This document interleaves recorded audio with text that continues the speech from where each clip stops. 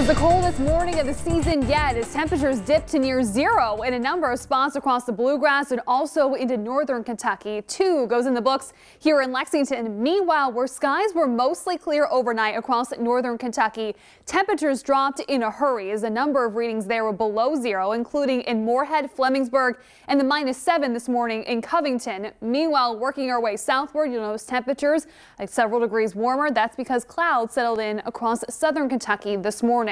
Here's more readings from the Kentucky Mesonet. Boone County takes the cake, 8 below this morning. Harrison County also dipped to 6 degrees below zero. Also, the sub-zero low temperatures recorded in Nicholas, Rowan, and Morgan counties. Meanwhile, you were starting off at a single degree this morning in Franklin County. Now, thanks to some sunshine, temperatures have worn their way into the teens. We're checking in at 13 right now at Bluegrass Airport. Here's a live look from our St. Joseph Health WeatherBug camera at Keeneland. As you can see, still a trace of snow on the turf on the infield, and we're going to hold on to that snow as temperatures are going to stay cold as we can close out this work week. Even with just a light breeze now coming in out of the south-southwest this noon hour, it still feels like 2 degrees, and even just a light puff of wind could very easily pull those wind chills close to zero, if not below zero, like they're seeing right now in Covington. It feels like a single degree outside in Flemingsburg. 4 is your wind chill in Frankfort and Moorhead. Meanwhile, the wind is lighter across southern Kentucky, so those feels like temperatures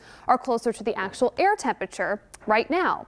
On the Max Track Live Doppler, nothing going on. There was a little band of light snow that was trying to push just to our southwest, starting to lift closer to the Lake Cumberland area early this morning. That fizzled out. Right now, we're just dealing with variable clouds, kind of a veil over the Commonwealth at this hour. But there is a weak clipper system that is tracking our way, starting to spread snow across sections of Minnesota, Iowa, and east, even western Illinois. Eventually, that system will be knocking on our doorstep as we go through the overnight hours. But at least for the time being, an Arctic high is our dominant weather feature. It's sitting close to Dayton, Ohio later in the day today. Then a warm front begins to lift northward. There will be the potential for more snow into Indiana and Ohio tonight, but still a few flurries. Even a light snow shower could cross into the Commonwealth.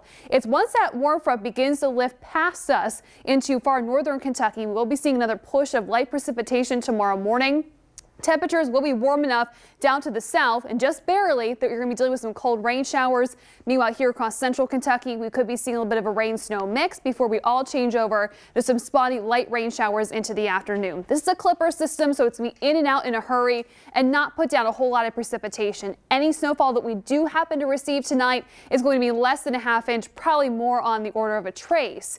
Then once that we kick that system, we are going to be trading the Arctic air for Pacific air as temperatures will be warming up in a hurry through the weekend and into early next week. In fact, we'll be seeing highs in the low to mid 50s through Sunday before we push things up into the low 60s on Monday, which is about 40 degrees warmer than where we'll end up this afternoon, as we'll see a high of 22 under partly to mostly sunny skies. Again, a stray flurry can't be ruled out, especially later on tonight as we see that push from a clipper system. Some spotty rain, snow showers possible throughout the day on Friday as high temperatures finally climb above the freezing mark. Then we're off to the races this weekend. We're in the 50s Saturday and Sunday, low 60s Monday, and we'll keep things rather mild next week with more chances for rain, Dia. All right, Jill, thanks.